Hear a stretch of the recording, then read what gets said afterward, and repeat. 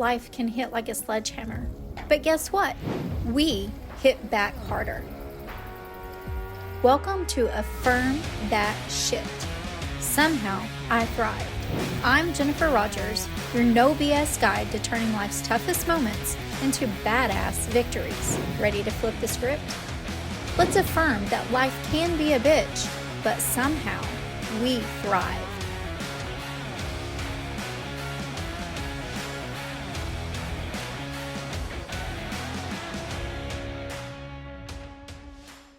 Welcome to today's episode of Affirm That Sh. I have a very special guest today with us, my producer and the chief producer for Groove with Portia. Today, you're going to hear her story of transformation from losing both of her parents within 9 months. And through that transformation, how she found the courage and strength and her hidden superpower. I'll let Portia share that with you. What I'm going to share with you now are the affirmations for Portia. I invite you to find a comfortable space and place. Take a deep breath in, hold, and let that out.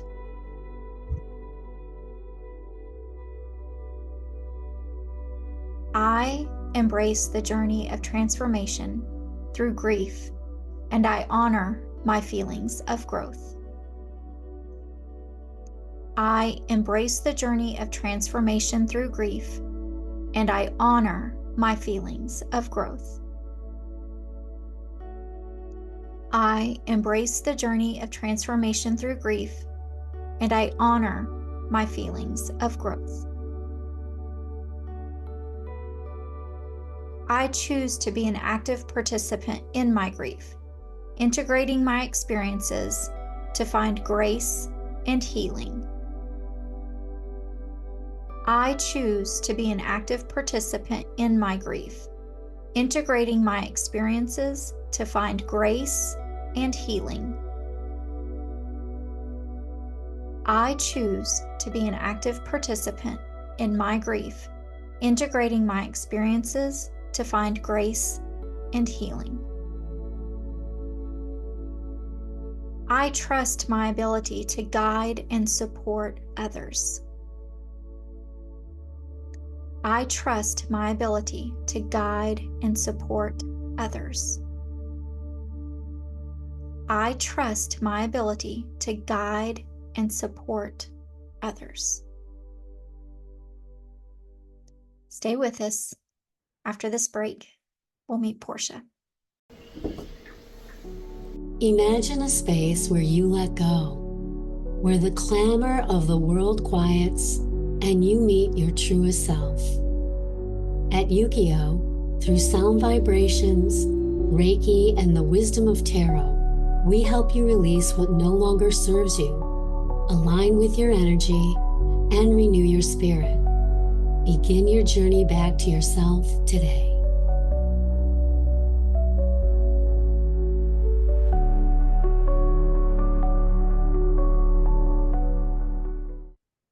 Hello, Portia. How are you, my sweet friend? So, Jennifer, I extend my deepest gratitude to you for having me on the show and hearing your affirmations that you wrote for me. Spot on. Spot on. Because let me be realistic. Grief is messy. Most people choose to avoid their grief because we are a grief avoidant society. I hate to admit it. But I've recognized that being an active participant, as hard as it is sometimes, especially because we're coming up on my mom's 3-year transition anniversary, I notice as years go on, my emotions change. Some years I'm okay. I mean, this is the first year for Mother's Day that I wasn't in a crying pit. I actually didn't cry on Mother's Day this year for the first time. And so when you talk about being an active participant in your grief, it's hard. At the same time, I wouldn't trade it for the world because grief teaches you. When you look at the word grief by the way that it's spelled, GRIEF, IE meaning example, IE meaning learning, right? I think we learn the toughest lessons that force us to grow, right? Because grief is forced redirection when we think about it. And who wants to be forced to be redirected? Nobody, right? At the same time, through that forced redirection, there's a miracle there. There's an opportunity to find gratitude, and that is my superpower. So, Jennifer, you brought up about my superpower. Yes, gratitude is my superpower because gratitude is that life jacket that keeps you afloat during seasons of grief. I love that gratitude is your superpower. You exuberate gratitude from the moment we met. And I just want to share a little story of how you and I met through another wonderful group brought us together with Sinette and the Diamond Beauties. So always going to give props for your nice connection there. But I believe the day that I came into your room, you were dressed as a minion. And if that doesn't talk about gratitude and the way that you transform, because we all know what the minions look like, every one of them. And when I think about gratitude and Portia, I imagine that's what gratitude is rumbling around in your brain. You've got all these different variances of what it looks like at any given moment. And we've got, little one-eyed Kevin, we've got Bob, whoever. What do you think? Am I hitting that on the head for you, Portia? You're right. Gratitude is so abundant in my system that it does look different. I mean, I've brought this up on different podcasts about finding gratitude in the debt that I have. I mean, most of us want to avoid our debt and cover up that we're, I'll just say 100,000 in the hole. But right, when we zone in on the bigger picture, right, the 30,000-foot perspective, that $100,000 debt that you have, whether it's a master's degree or med school, whatever, it brought you an opportunity. It gave you things that you would not have had if you didn't get approved for whatever the loan was and et cetera. So I've really cultivated this unique ability to find gratitude in any and everything. And it may sound weird to some people. At the same time, that's literally part of my transformation with my grief is pivoting immediately. Yeah, it hurts. It breaks our soul apart when we lose somebody, when we lose a pet, when we lose a job, right? Let me go into friendship breakups, right? Let's even go into relationship dynamics changing, right? With friendships, with significant others, and even with employers, right? We live in the age of AI where a lot of people are grieving the world that has flipped upside down, where you're no longer going into a place of employment and sending in an application. A lot of times, the applicant tracking software is completely removing you from the races if you don't know how to use the technology to your advantage. But the point that I'm getting at is where gratitude comes in is finding a way to see the positive within that, right? Finding the opportunity within the obstacle. And I think really my grief journey over the last 10 years, even before losing my parents, has really, if you want to call it like sharpened me to be able to really pivot to that. So I'm forever grateful.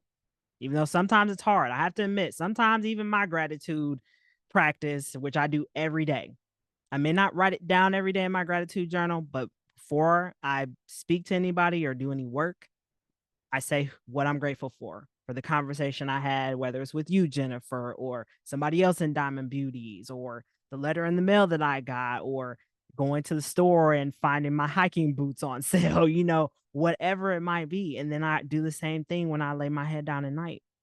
I say thank you for even the missed opportunities, right? Because the other day when I was on the freeway, I almost got hit by a bus.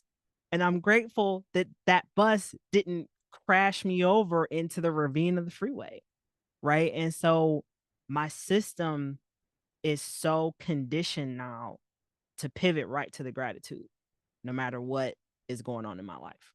I love how you're giving us these examples because it leads me right into what I want to talk about next with you, which is your storytelling.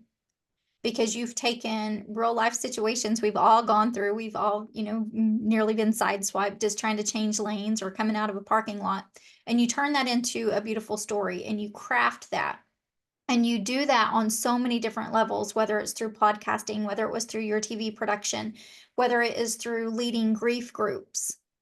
You set that safe space for that story to come out, and then you take it to the next level with gratitude. As you go through and you share your stories, would you say that has played a role in your healing as well? Oh, 100%. Storytelling is my bloodline, literally. When I was a little girl, my mom hated the fact that my great grandmother would let me watch soap operas as a kid sitting next to her in the kitchen, like Sand Through the Hourglass, General Hospital, All My Children.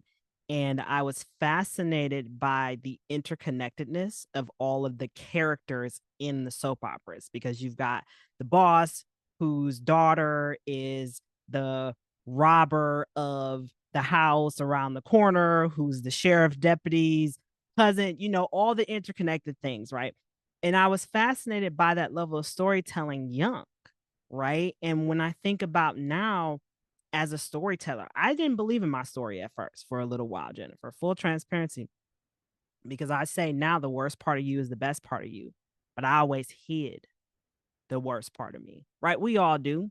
We talk about vulnerability being accepted in society, but let's be realistic. Vulnerability is criticized more than praised in the world. And it's only praised if you have a certain letter behind your name or before your name. Right. And when I think about my own story, and I think about my suicide attempt back in 2017, right? I didn't want to talk about that. I didn't want people to know that I was struggling mentally. I didn't even want to talk about my grief journey for a little while. But I knew there was something within me, right? Because grief, if you hold it in, it'll kill you. It will literally take you down. And that was my healing.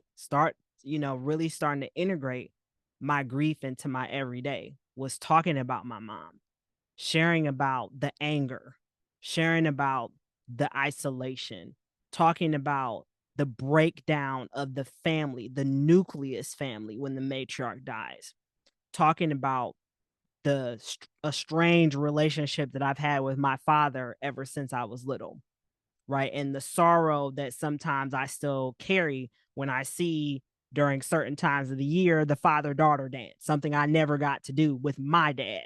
My mom had different boyfriends who posed as my dad, but it was never my dad. So when I think about storytelling, there is so much power in it. To me, it's the most underutilized form of healing and helping people because we all have a story, right? Let me be realistic. We all have a story. The thing of it is that I challenge everybody is how bold are you to tell your own story, right? How bold are you to share the hurt, the pain, the embarrassment, the confusion, right? The discrepancy in the career that you thought you were going to have for 20 years. And then all of a sudden, it's not what you signed up for 6 months in. And then you have somebody tell you just find another job, Well, right? you're bringing up all the things we've experienced, and it feels like it can be negative when grief is coming at you. It can be negative, but you've actually put a positive spin on it, and you bring humor into healing. Talk to me a little bit about humor and storytelling and how you lead that in your groups.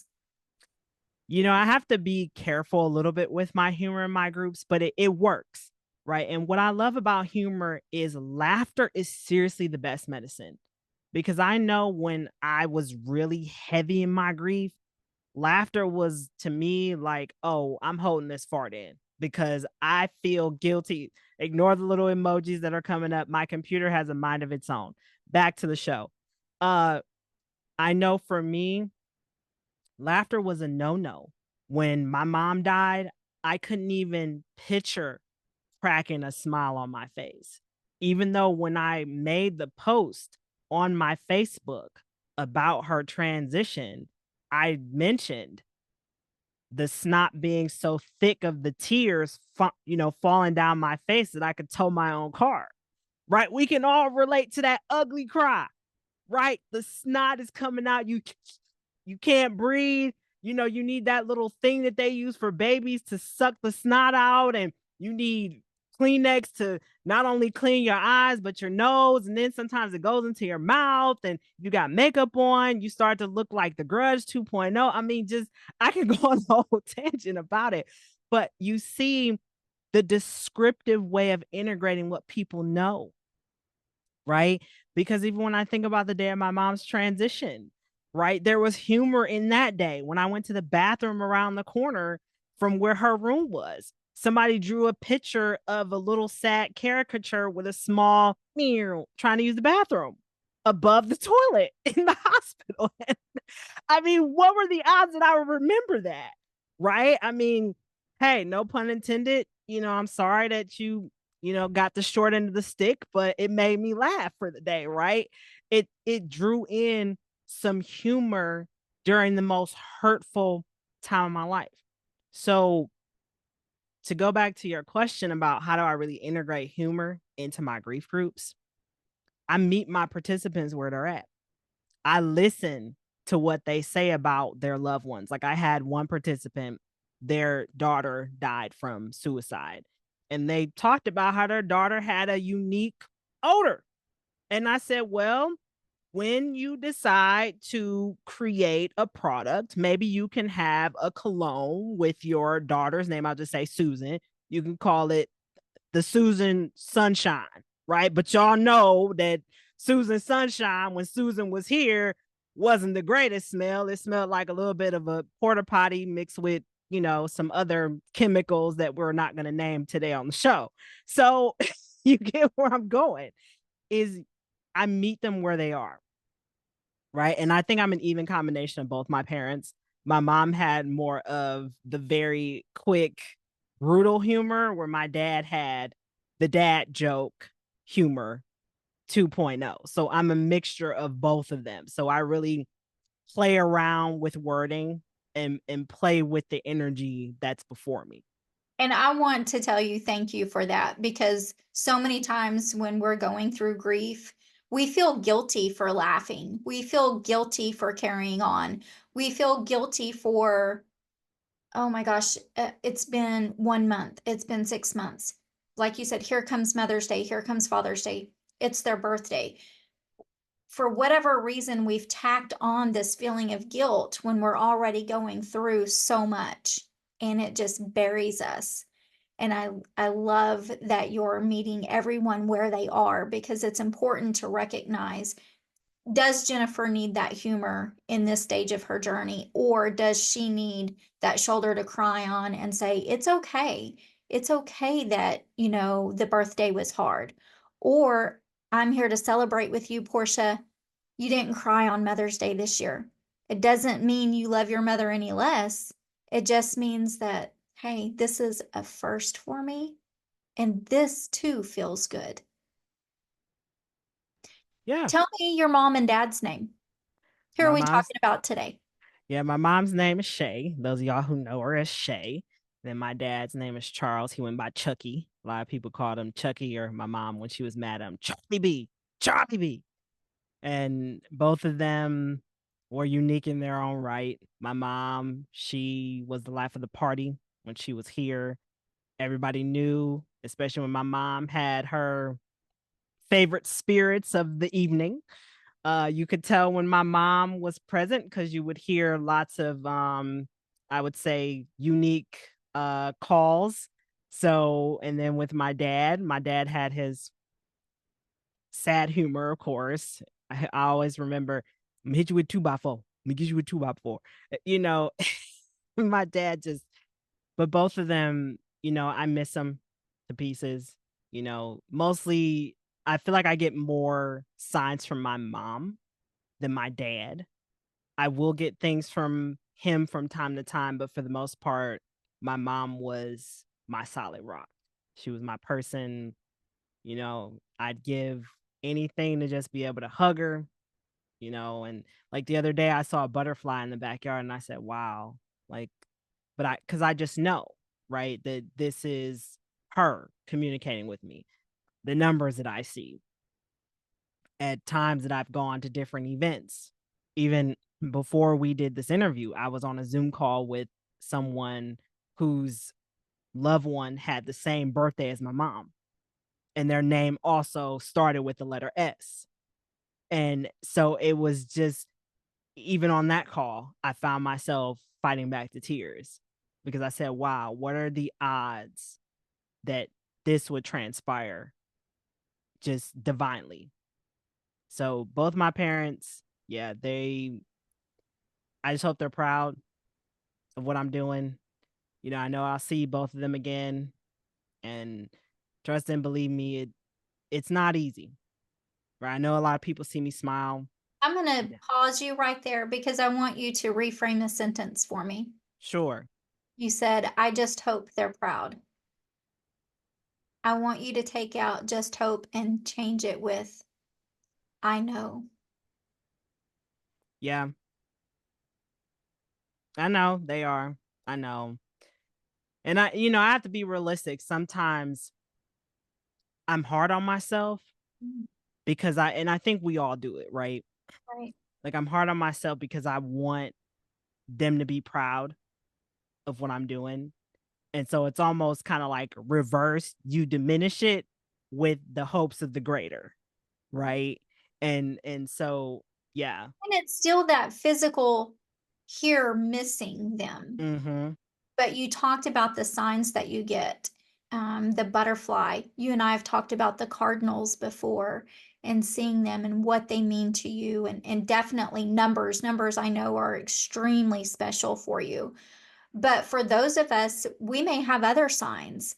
You talked about using the example of the scent of Susan, but that is a real thing. The Mhm. olfactory memory is there because there will be times. I lost my grandfather in 2009, and I will smell him, and Mhm. you can immediately identify this is it. So I know our viewers and listeners are gonna be like, I knew I felt this. Or sometimes you just have that presence of that warm comfort for just a moment, and it's there. And so are those things that you also talk about when you're helping others on their healing journey? I do bring it up.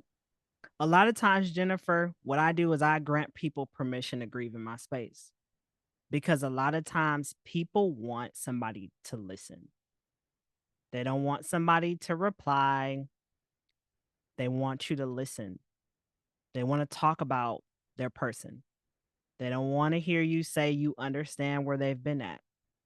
Because let's be realistic, the word understand is used very loosely. Where, yes, grief is the common denominator for many of us. At the same time, the experience is different, whether it's a suicide loss, whether it's homicide, natural causes, someone being sick or dying in an accident, right? No two experiences are the same, even though that common denominator is we've lost somebody, right? So when I sit with people, I let them talk. I always ask them, what is your person's name? Tell me their name. I always want to hear their name because I think a lot of times people are even afraid to say their name and they forget. They get so married to the story attached to how their person died that they forget all the accomplishments they had, the imprint that they left on them.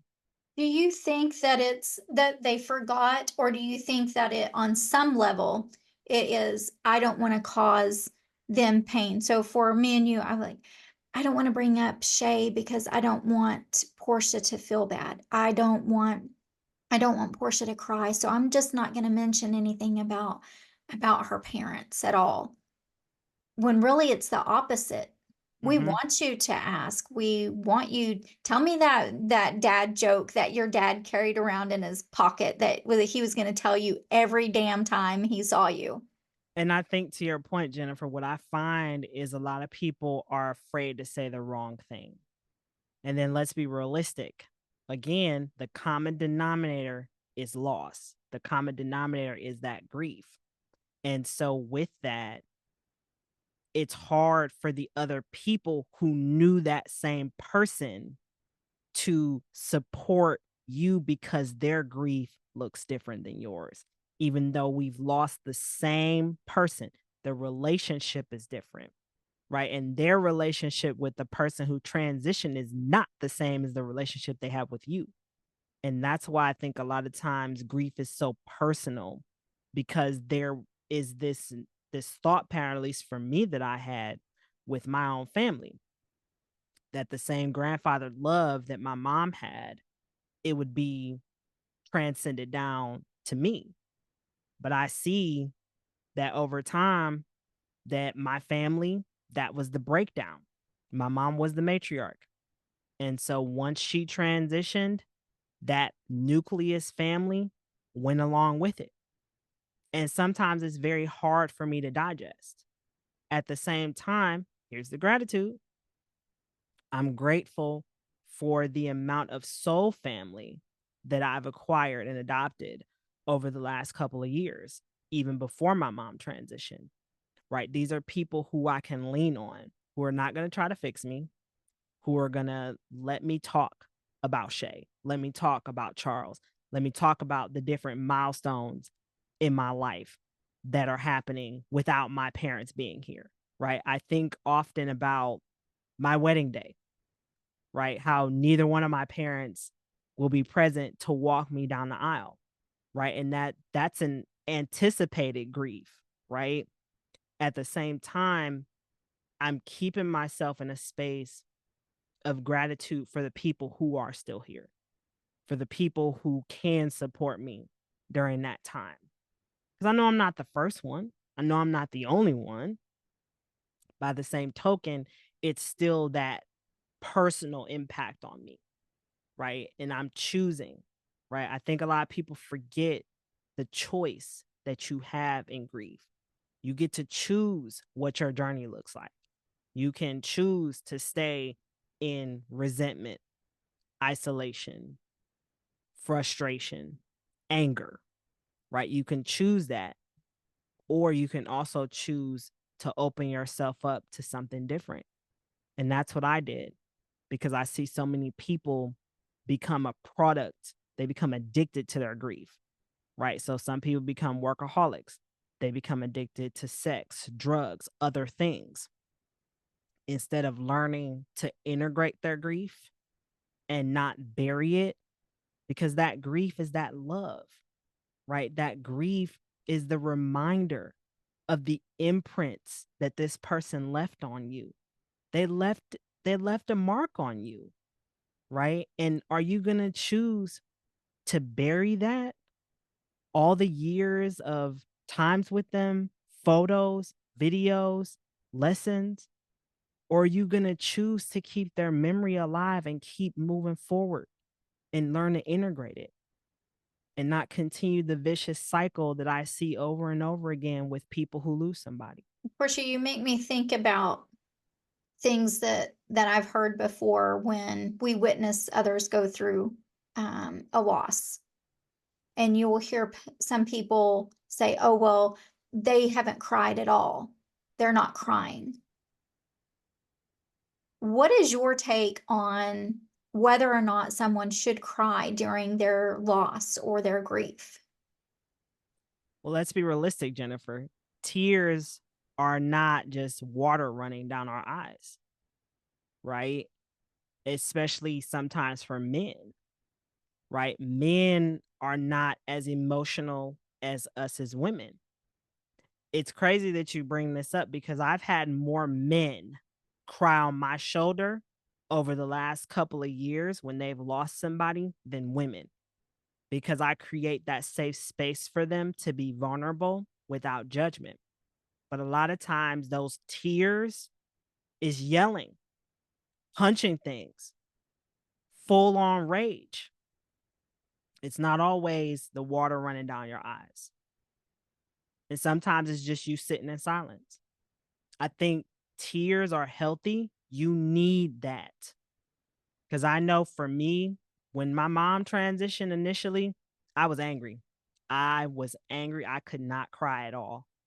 I think what broke me open finally was when I wrote those letters to God. I said, God, do you like to see your children suffer? Do you find joy and pleasure in watching people lose others and they're left with nothing? Explain that to me. And God responded. When I wrote those letters, because I'll be honest, Jennifer, growing up, that was a no-no. You didn't question God's decisions. You didn't question anything that God did. You just accepted what it is and you kept it moving.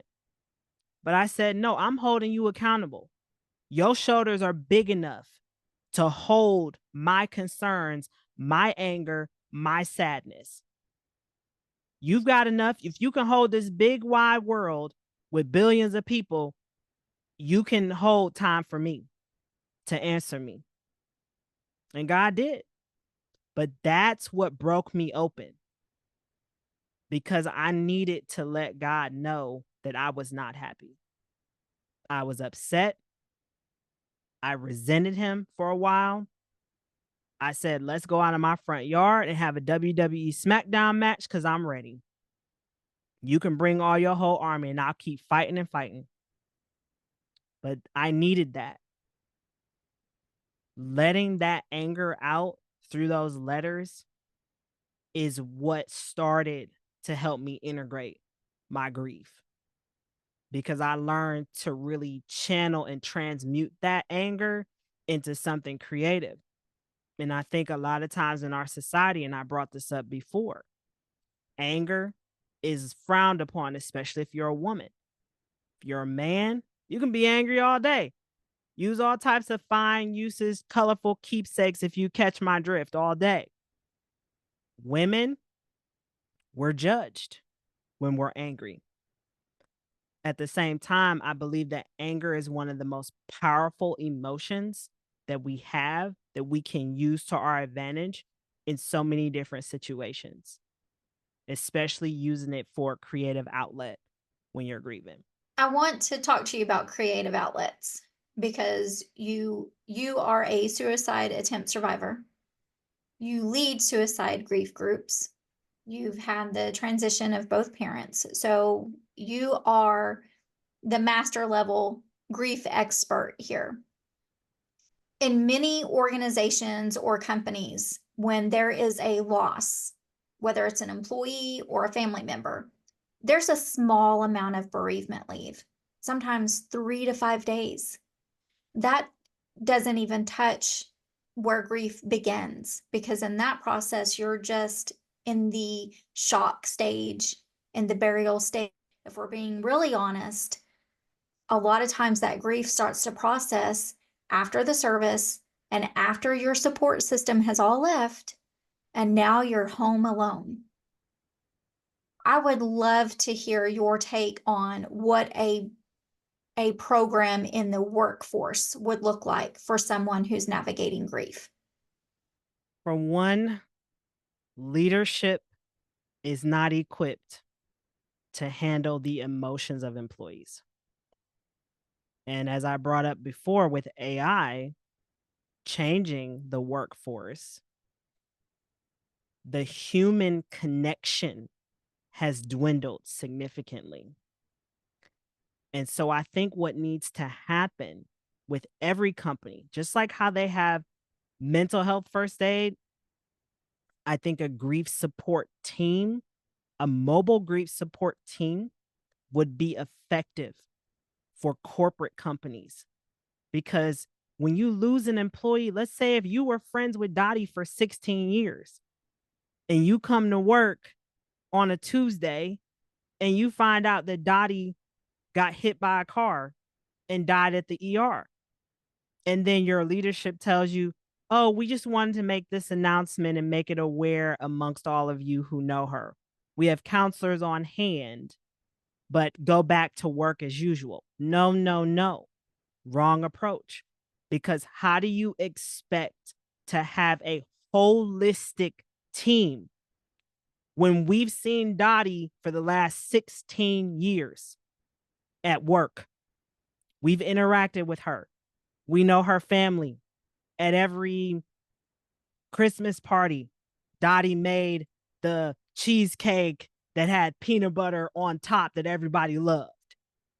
How can you not acknowledge that? And especially, let's be realistic, we're still coming out of COVID.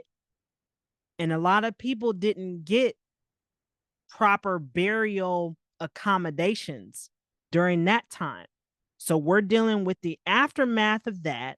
Now we've got people coming back into the workforce and they're still working through their own grief and loss, right? And so I think, to your question, what needs to happen is corporate companies need to have a mobile grief team that comes in, whether it's monthly to do an education thing, or if an employee dies, maybe they need to do a 10-week cohort that allows their employees the time to decompress, to have a safe space that's not being documented by productivity. Because I think if you have a healthy workforce in that sense, right, we provide all these accommodations of pizza if you do a great job for overtime, or they might give you an extra $150 in your paycheck that's going to be eaten by taxes, right? No, if you really want to keep your employees happy, what's the saying? Treat your employees well and they'll reciprocate, right? So I think in the workforce, in order to support that 3-day bereavement leave, where most states have that, provide a grief team. Even though grief can fall under FMLA, it can. But, and again, I'm not going to go into the inner workings of that because that requires a whole slew of paperwork, documentation, and we know that the healthcare system currently has a lot of issues, right? So I encourage CEOs, leadership to really think about how to maintain a holistic workforce. See your employees as individuals and not a puppy mill to make you more profit. Thank you for answering that. I think that's something that weighs heavy on every one of us that's been in the workforce. So I appreciate your take on it and fully support it. I know, Portia, that we've got listeners and viewers today that are in the beginning, the middle, 10, 15 years into their grief journey because there is no time frame. And there are going to be many who have resonated with what you've shared with us today. So as we close our session or close our episode today, would you tell us what you're working on, how we can contact you, how we can work with you, and tell us a little bit about your book, how we can get our hands on that? Well, Jennifer, again, lots of gratitude to you for having me on the show. Those of you who want to reach out to me directly, you can follow me on Facebook, LinkedIn, Portia Booker. You can literally Google my name, Portia Booker. If you want to email me, you can email me at talktome, TALKTOME @grewwithportia.com. If you want a copy of my audiobook, Finding Grace Within Grief, Her Transition, My Transformation, Jennifer can put it in the show notes for you. You can definitely take a listen to it. It's all produced and narrated by me. And also, if you want what I'm working on currently, so I am working on my own grief groups, my own curriculum right now. So I'll be launching something probably not until 2026, but I'm definitely open all the time if people just want somebody to listen, because I believe that it takes somebody who's been there to really support others who need that. And I believe in the power of storytelling. Share your story, because there's somebody out there that needs to hear from you. Your story is not for you. Your story is to help other people to stop making the cemetery wealthier by all the goals, dreams, and aspirations that they're too afraid to put into fruition. Portia, thank you. And thank you to our viewers and listeners. Make sure that you subscribe and follow us. Keep up with us. Reach out to Portia. Until next time. You just took another step towards owning your story and thriving against all odds. This is Affirm That Sh. Somehow I thrived. If you're ready to keep kicking ass, subscribe now and let's keep breaking barriers together. Remember, life's a battle, but somehow you'll thrive.